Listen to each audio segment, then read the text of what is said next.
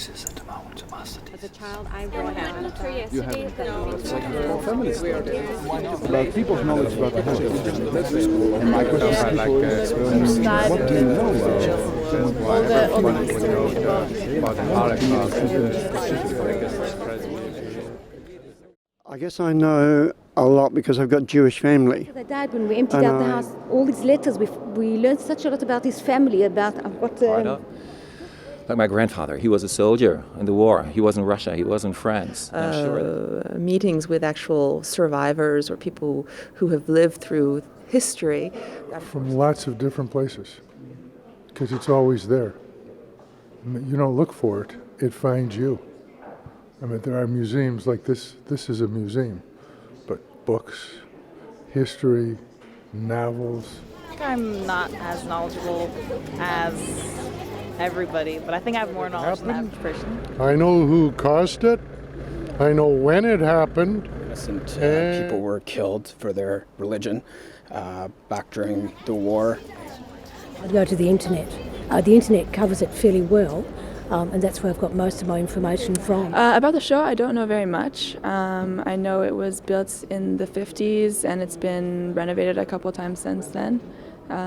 Well, the interest of justice is an expression to say that there are certain truths that has to be uncovered, and that is justice. It's a process of finding truth. Look, if you really want to find something, you'll find it. So Google would probably be the first place I would go, honestly. And you can read what you're interested in.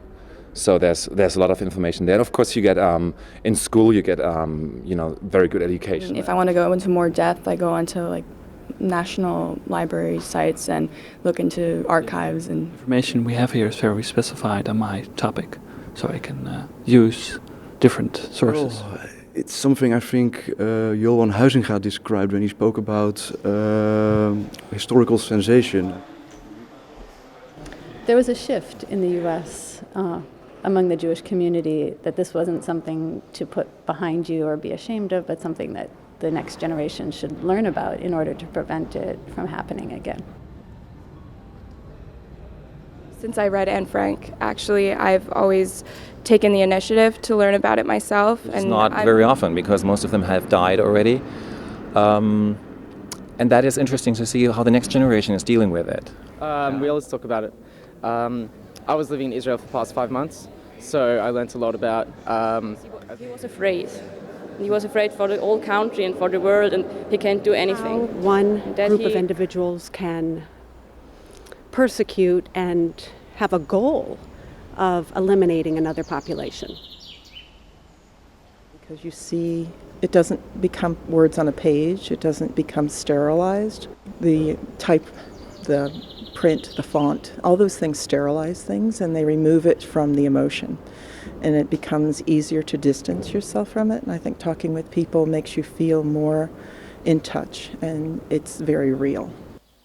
If we don't know, how can we prevent it from happening again? Know that these kind of things are horrible things that must stop, even though we still kind of repeat them, or let them repeat them. They know and they saw it, and you never would find it in books. You can already see the source of the children, and you don't need to read anything. You just need to go there and you feel really... How did that whole mentality develop, and how could you get the whole nation basically crazy enough to...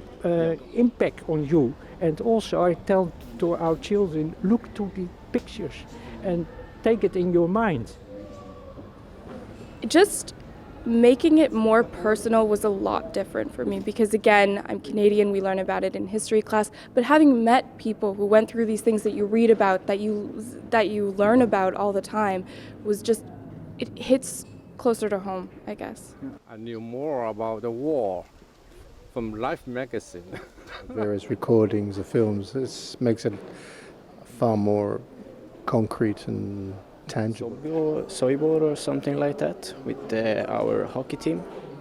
You can also check, you tell the story to friends, I read this, what do you think about it? Is that, and some say, yeah, that's completely... I mean, you see all of these names. It's very affecting. I would probably just Google maybe Holocaust or different museums that exist. I would look up different ghettos that I've known about, or look up concentration camps. I might Google concentration camp photos.